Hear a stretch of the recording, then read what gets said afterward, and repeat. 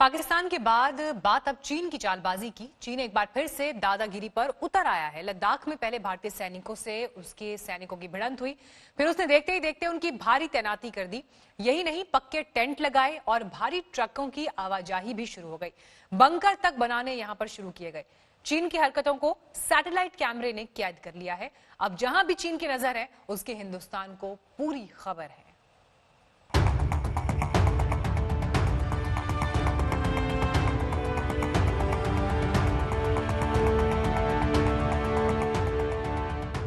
Satellite से ली गई तस्वीरें गवाह है कि चीन ने भारत की जमीन पर अपनी गिद्ध जैसी नजर को एक बार फिर से गड़ा दिया है।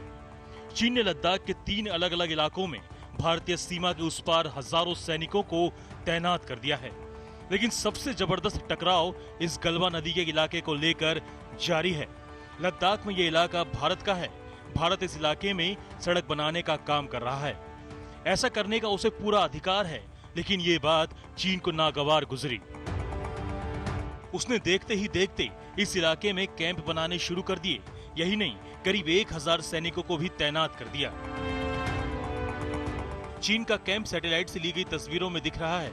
कैंप के अलावा चीन के भारी ट्रक और साजो सामान भी दिख रहे हैं। चीन की पोल खोलने वाली सैटेलाइट की तस्वीरों को एक ऑस्ट्रेलियाई एक्सपर्ट ने हासिल किया है। ये नाथन रूसर हैं, जो ऑस्ट्रेलियन स्ट्रेटेजिक पॉलिसी इंस्टीट्यूट से जुड़े हुए हैं। नाथन इस बात की पुष्टि करते हैं कि चीन ने भारतीय कैंप से महज 500 मीटर की दूरी पर अपने कैंप बना लिए हैं।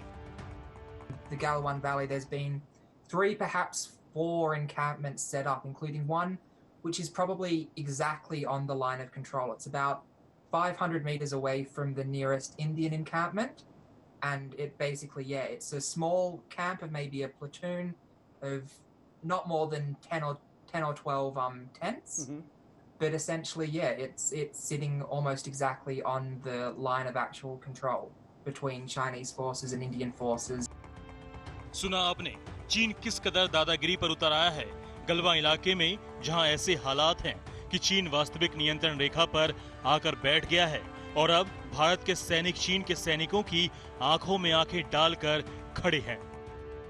भारत चीन के बीच यह संकट तब खड़ा हुआ जब चीन ने भारत के पेट्रोलिंग पॉइंट के पास बनाई जा रही सड़क का विरोध किया। भारत के लिए इस सड़क को बनाना इस वजह से जरूरी था ताकि वो अपने दूसरे इलाके तक जा सके। चीन ने सड़क निर्माण का विरोध किया तो भारतीय सैनिकों के साथ तनातनी बढ़ गई। उसके बाद पिछले 12 दिनों में चीन ने करीब 5000 से ज्यादा सैनिक इस इलाके में तैनात किए हैं, जिनके लिए 90 से ज्यादा टेंट लगाए गए हैं। गौर करने वाली बात यह है कि चीन ने जो टेंट लगाए हैं वो अस्थायी हैं और लंबे समय तक टिकने वाले हैं।